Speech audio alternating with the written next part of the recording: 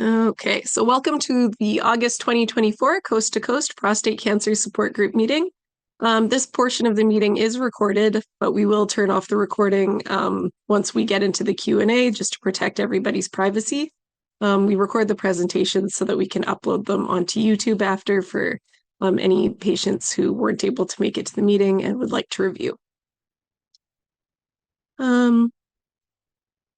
So this group is an initiative of Prostate Cancer Foundation Canada and its national network of support groups. We proudly host different expert speaker presentations each month on topics that range from new treatments to side effect management. A little bit about us, for those of you who don't know us, we are a grassroots nonprofit that has been offering support to patients across Canada. And we were formerly Prostate Cancer Foundation BC, and became Prostate Cancer Foundation Canada last year. We started providing support across Canada during the pandemic to meet the needs of patients. And so we've grown into a national organization now. We offer free resources, including a video library, support group meeting calendar, specialized support groups, and dedicated online forums for our advanced patients, active surveillance patients, partners in prostate, GBTQ patients, and we have a special exercise group called Butts in Motion.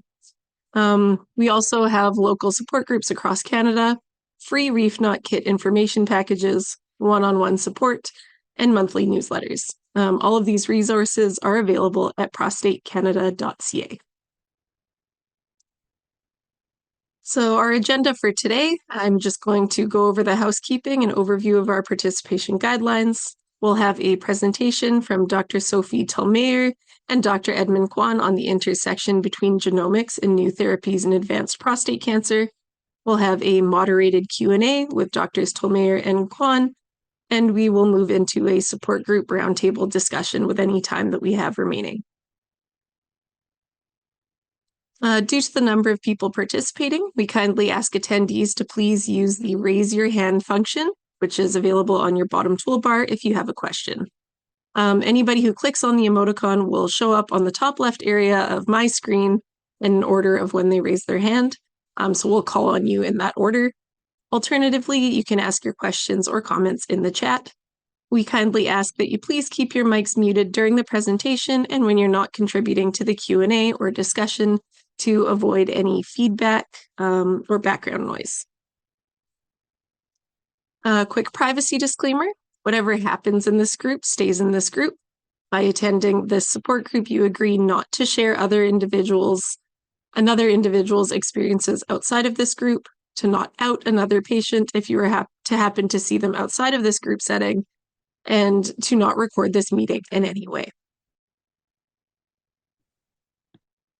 The support group cannot and does not offer medical advice regarding diagnoses, diagnostics, therapies, or drugs. Rather, as patients and advocates, we are encouraged to share our lived experiences with treatments, side effects, coping, etc., and offer resources to each other. The information that's provided by the moderators or attendees in these meetings does not supersede the diagnosis or treatments prescribed by your medical oncologist. Please discuss any treatments or interventions with your medical professionals before trying them. To the best of our ability, the moderators or informed participants will attempt to correct any unintentional misinformation. And without further ado, I will turn it over to Dr. Tolmeijer and Dr. Kwan. In just a second here, stop sharing. I'll turn it over to you guys.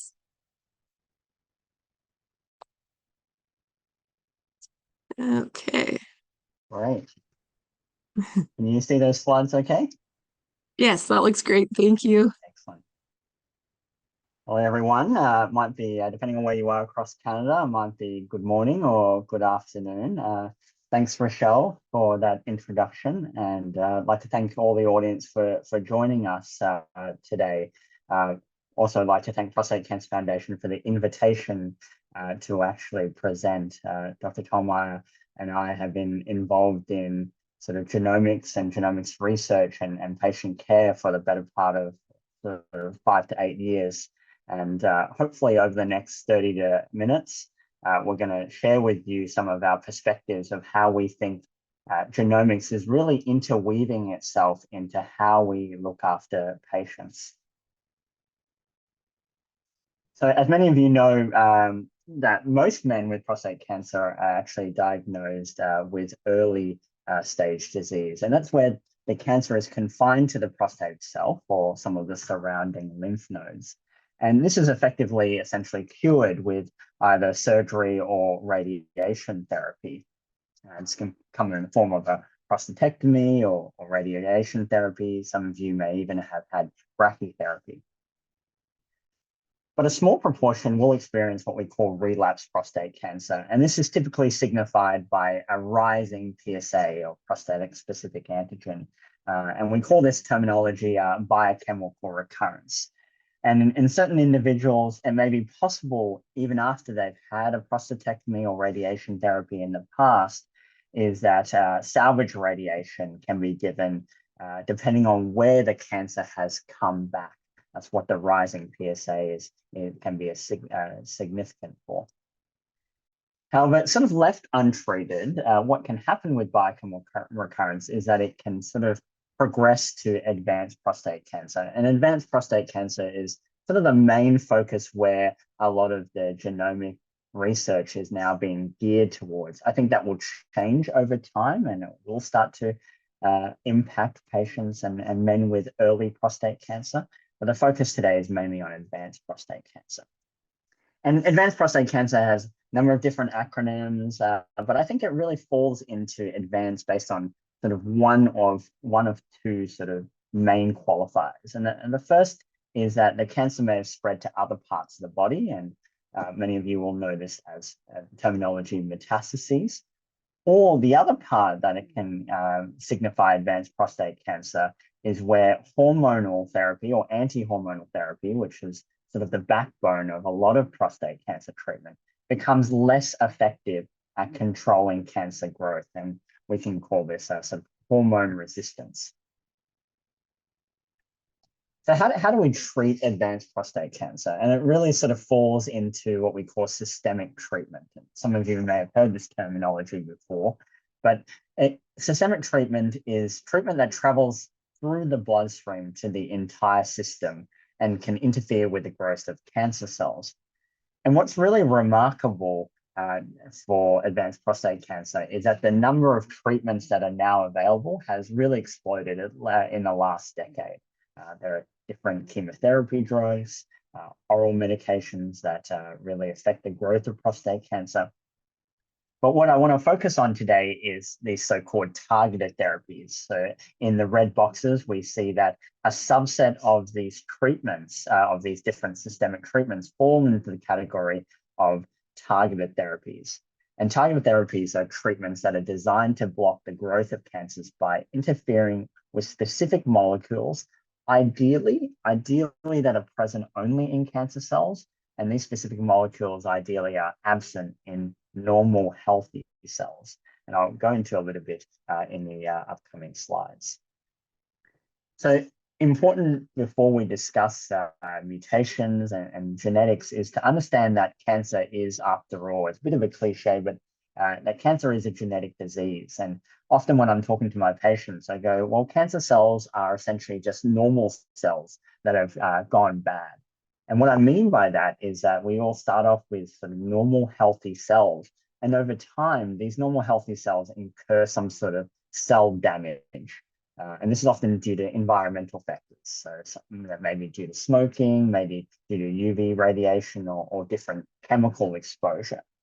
But what happens is that these normal cells take on this damage and that causes these mutations. And at some point, the cell acquires too many mutations and crosses that threshold where it goes from a normal acting cell into a cancer cell, which is essentially a cell that doesn't really have its checks and balances present in terms of dividing and growing. So I want to take one step back and say, okay, what happens in normal healthy cells? So our body is made up of all these different proteins. So all the body's machinery is made of very complex proteins that have very specialized functions. But that all starts off, in terms of making proteins, that all starts off with DNA, which is a long stretch of 4 different letters that are in a specific order. And this gets converted into an intermediate called RNA. And then RNA is then converted to amino acids, and the different amino acids, they fold into different structures to make different proteins. We're able to make diverse proteins by creating these different amino acids. So as you can see that it all starts off with DNA, and the specific DNA sequence, the ordering of these letters, changes the type of amino acid that is eventually made. So if you take a step back and go, well, what happens if there are errors in this DNA sequence? And that kind of points towards our discussion of mutations. So I think when I'm explaining to patients I look after, so I think of mutations as spelling errors in the DNA. And on the left, you can see a sequence of DNA. You can say that the top is what we should have, and then the bottom might be what we're seeing in a cancer, so to speak.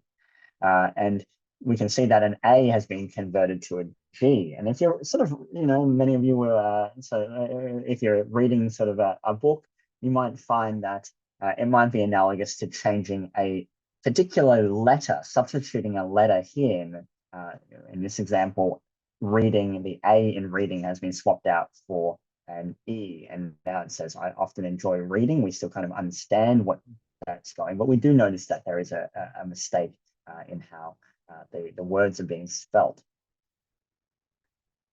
And of course, not all spelling mistakes are the same. So with reading and reading, what we have here is a substitution issue. We've swapped out one letter for another letter, but there are different types of spelling mistakes we can make. So we can add an additional letter. We can leave out a particular letter. We may include too many letters, or we may swap the actual order of letters. And all these are different forms of mutations that can occur. Now, thankfully, not all mutations are actually harmful to the body, and in fact, our body actually has remarkable ways to correct a lot of these mutations in our body. So not all mutations end up leading towards the development of cancer.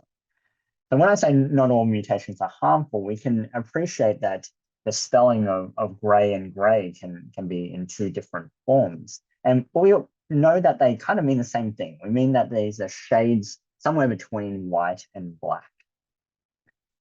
However, in the example I gave before, it can mean different things. It can mean reading a book. It can mean tall blades of grass. It can mean the wooden part that you put into a woodwind instrument. So you can imagine that these mutations have much more greater effects and impacts on impacting the development of cancer than, say, these mutations here. And as scientists and clinicians, we have ways to classify these mutations. When I'm talking to Dr. Tolmeijer, we might be talking about a benign mutation that isn't expected to cause any major problems compared to what we call a pathogenic mutation. We think that this would potentially cause a more aggressive cancer or a disease state.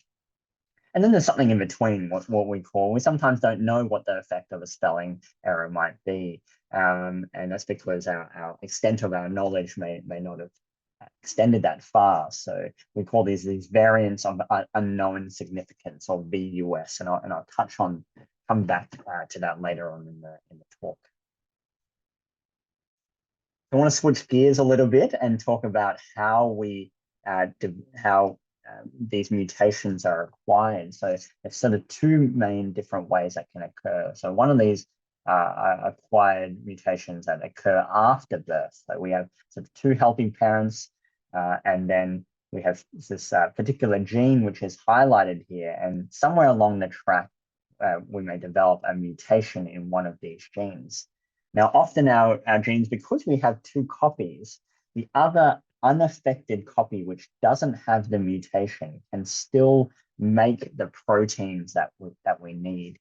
But what happens in cancer cells is that over time, a second mutation gets picked up, and now you're unable to make the right protein, and that's where cancer cells can develop and essentially tumors can grow.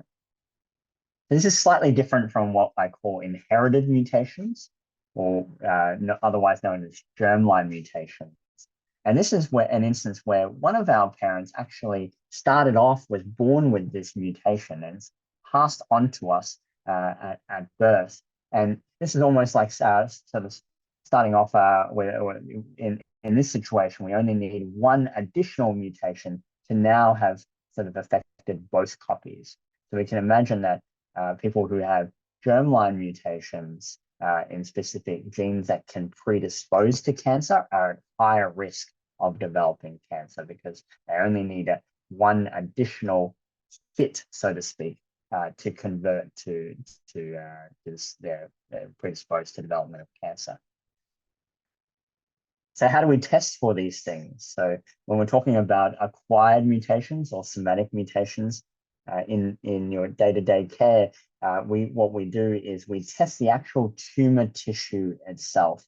Now, if you've inherited a mutation, this will also be in the tumor tissue, so it won't be possible to tell if it's been inherited or acquired over time. So we tested tumor tissue, but we also like to test the actual person themselves, and this can be done through blood, or some of you may have heard of companies such as 23andMe that get you to send a saliva sample, and there we're testing for mutations that one is born with, because these are quite two different things.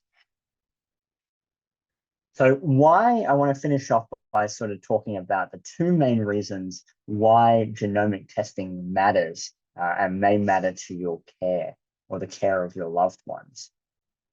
And the first is that increasingly genomic testing is guiding treatment decisions in the actual clinic. So on the left, you can imagine that you have a group of people with the same type of cancer.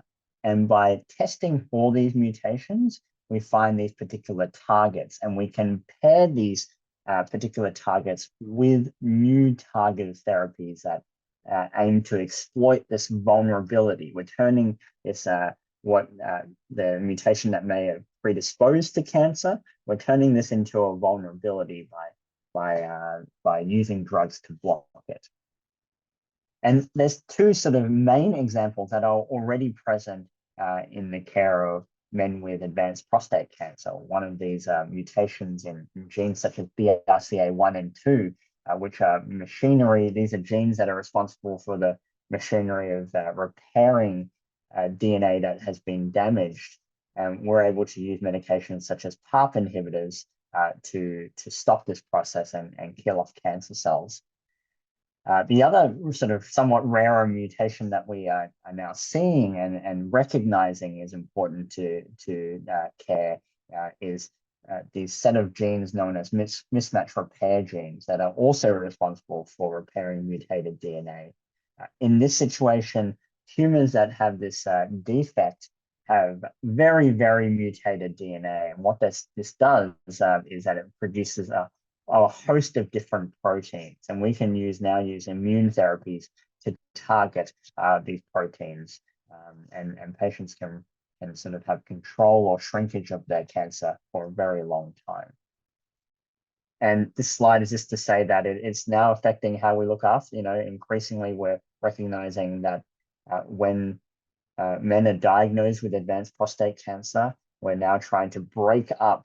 Not all advanced prostate cancer is the same. So we're trying to think about how different therapies can be paired together in the care of someone with advanced prostate cancer.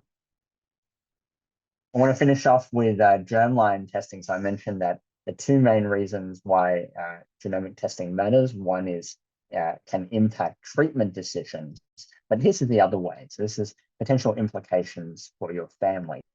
As I mentioned, that mutations can be inherited. So the traditional way we used to do this, say not even that long ago, 5 to 10 years ago, is that we would see someone in the clinic as part of the oncology team, and if we suspected that that this cancer was inherited or the risk of this cancer was somehow inherited, we would refer them to the hereditary cancer clinic.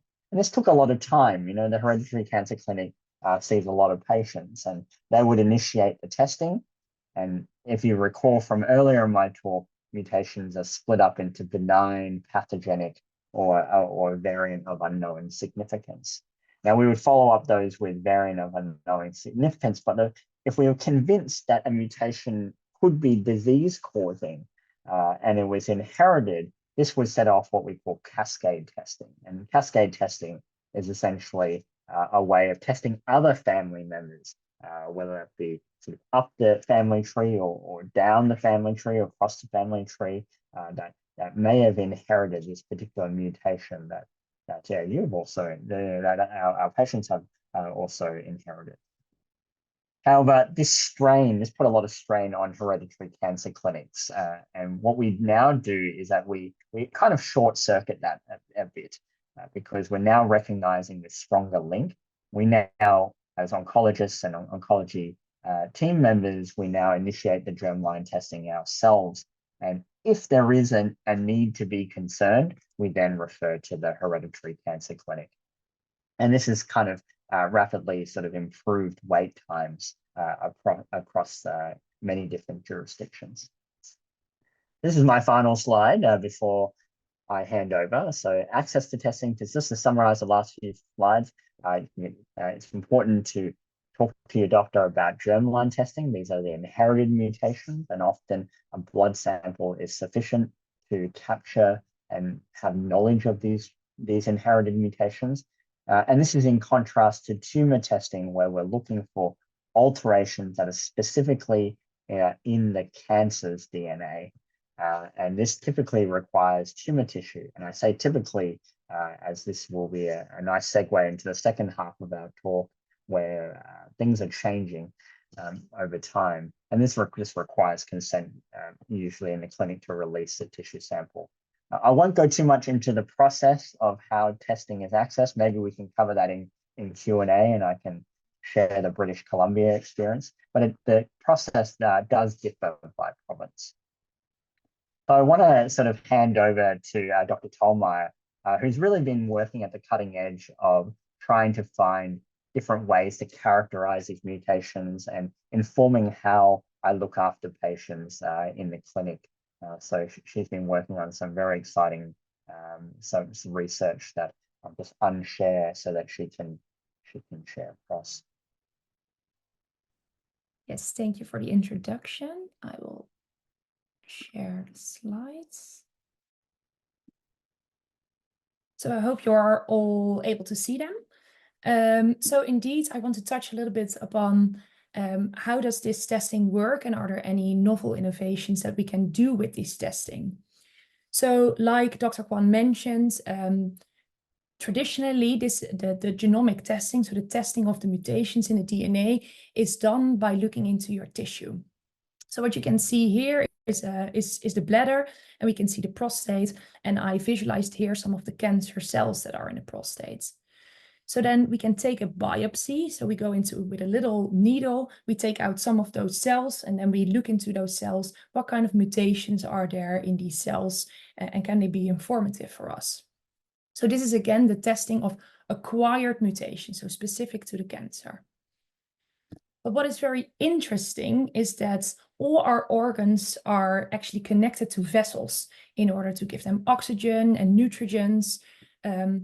But this also means that some of these cancer cells and some of the DNA of those cancer cells can actually end up in our bloodstream. Similarly to PSA, which is often checked in your blood as well, can end up in our bloodstream. So what this means is that this gives us the opportunity to not only look for those mutations of the cancer in this tissue, but also look for mutations of your cancer in the blood. And again, both these methods can then help us inform, for example, what type of treatment might be suited for you. So in this case, I visualize them as blue cells and blue mutations here. So in this case, the blue treatment might be suited best. The question is, why would blood be important, or why would blood be a good alternative? And I think the most important thing to stress is, of course, that blood is minimally invasive to get from a person. And also sampling can be repeated. So in case something went wrong or the testing failed, we can repeat the blood sample more easily than when we can repeat a tissue sample. It's also possible to take this at a local health facility. So there's no specialized cancer treatment center needed. And that is important, for example, when you live further away from a specialized cancer treatment sample. Then they can take your blood at a local health facility. They can send it off to a center that can test it further. So that is a good advantage. It also gives us a snapshot of what the tumor looks like at that point. So all the mutations that are there at that moment, we can kind of take a snapshot. What does the tumor look like? And it represents multiple locations of the tumor. So if the tumor has metastasized to multiple locations in the body, like I mentioned, everything is connected to the vessels. So all these different tumors, and maybe they differ a little bit in what kind of mutation they have, all can end up in the bloodstream. However, although this sounds very promising, it's not possible for everyone and every time we do this. So when can we best use a blood test instead of, or in addition to, a tissue test? So an important thing is, the more advanced the disease is, so the more widespread or the bigger the tumors, the more of this tumor DNA ends up in the bloodstream, which means that it's more likely that we get a good test result from it. And also treatments can highly impact this quantity of the DNA in the blood.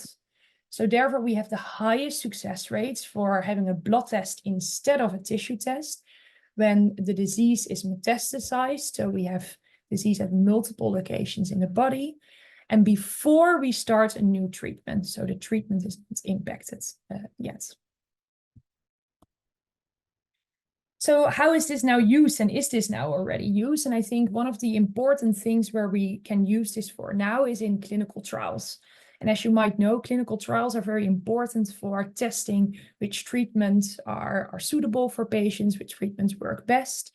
And one of the trial types that we use in cancer research is an umbrella trial. And an umbrella trial means that we select patients all with the same tumor, but then we divide them based on some characteristics into different treatments. So for example, if we have different mutations, patients will have different treatments, and we will see if that works best. And with this blood test, we can actually now use the blood test to see, can we determine which mutations we have, and can we then determine which treatments we can give to the patients. And this is already performed at the moment. So the Canadian Cancer Trial Group is using blood to find match treatments in these type of umbrella trials. So we start with one group of patients, we do a blood test, and then depending on what kind of mutations we see, we try to match the mutations that we see to the treatment options that there are out there. There's only one thing that is also interesting, because not only the mutations in the DNA that we can find in the blood, but also the quantity of this tumor DNA in the blood can be informative. So we have kind of two measurements from the same material. So if we have very high levels of this tumor DNA in the blood, that often means that there are multiple metastases, or we are dealing with large tumors, or the tumor tends to grow very fast. And therefore, if we find very high quantities of this tumor DNA in the blood, it often associates with a shorter survival. If we find very low volumes of this tumor DNA in the blood, it often indicates that we have no or limited metastases. The tumors tend to be very small, and also the tumor tends to grow very slow. And therefore, low volumes of this tumor DNA in the blood often associates with a longer survival. What we are now trying to investigate, if besides an indication, if for the overall survival, if we can actually have a look at if there are different treatments that will suit better if you have high tumor volumes in the blood or low tumor volumes. So because high tumor volumes often associate with more aggressive disease, can we maybe have a more aggressive treatment like a chemotherapy that might be more suited than if you have low tumor volumes, and an alternative treatment might be more suited.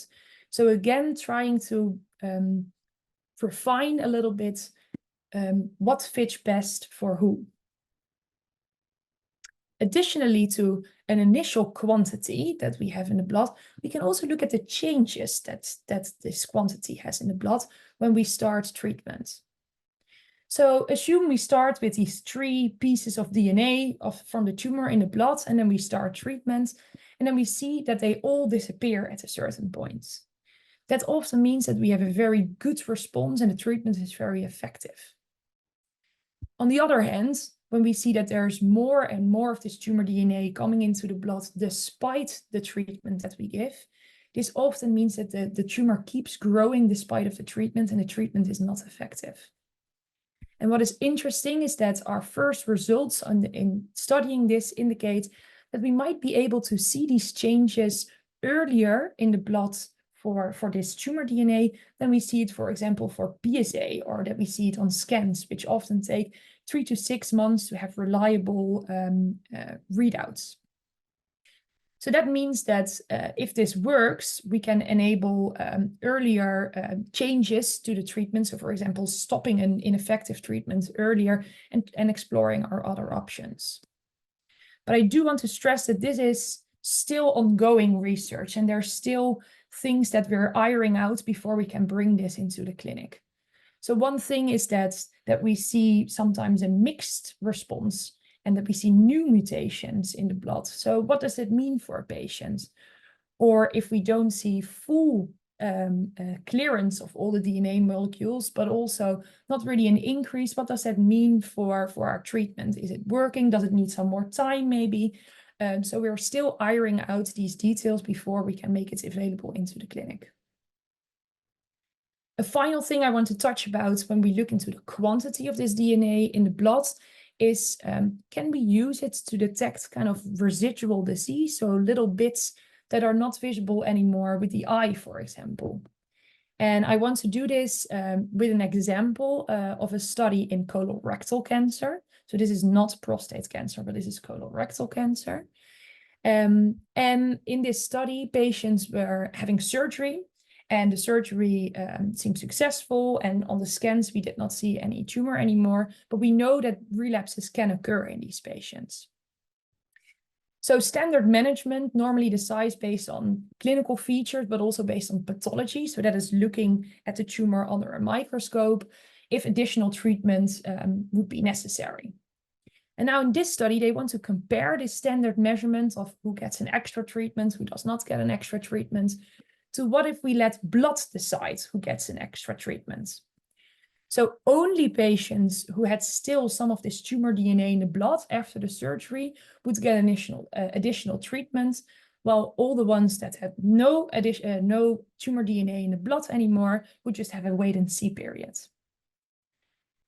So what we could first look at is how many patients had a recurrence after 2 years, or were recurrence free in this case. So what is very good that also in the standard management, a lot of the patients did not have any recurrence of the disease in 2 years. And if we compare that to our blood management, then we see that both have approximately 93% of patients had no recurrence after 2 years. So that is very good that both seem to be comparable. But what is then interesting is then when we look at how many patients actually received treatment, is that approximately 30% of patients received treatment when we looked at the standard management, but only 15% of patients received treatment when we looked into the blood management. So half of the patients received treatment, while similar patients had a recurrence free, which means that we can spare treatment for a lot of patients when we select for who really needs it and who does not need it. And with that, I like to conclude with a short summary of what I hope me and Dr. Kwan have told you today. And that's that mutations represent spelling mistakes in the DNA.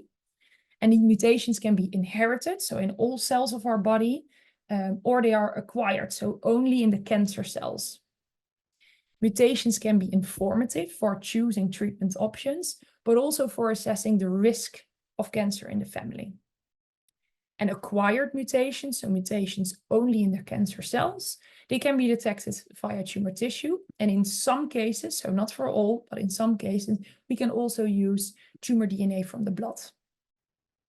And besides mutations detection in the blood, also the quantity of this DNA in the blood might be able to help us with the cancer management.